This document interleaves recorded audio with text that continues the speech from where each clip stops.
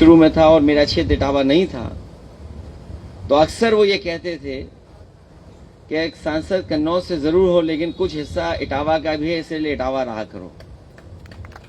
पता नहीं क्यों इटावा में पढ़ा लिखा बढ़ा, लेकिन उतना नहीं रह पाया जितना नेताजी इटावा रहे होंगे।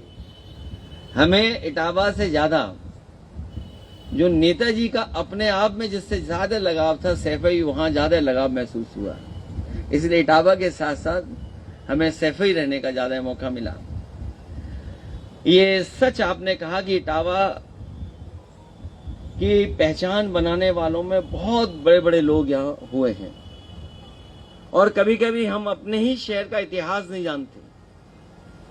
मुझे याद है कि जिस समय मैं मुख्यमंत्री था, उस समय कुछ लोग आए, उन्होंने कहा कि इटावा में 1857 की जो लड़ाई थी, उससे पहले सबसे पहले भारत की आजादी की लड़ाई अगर कहीं पर शुरू हुई थी तो वो इटावा और मैनपुरी यहीं के लोगों ने सबसे आगे बढ़ करके इस आजादी को आगे बढ़ाने का काम किया था।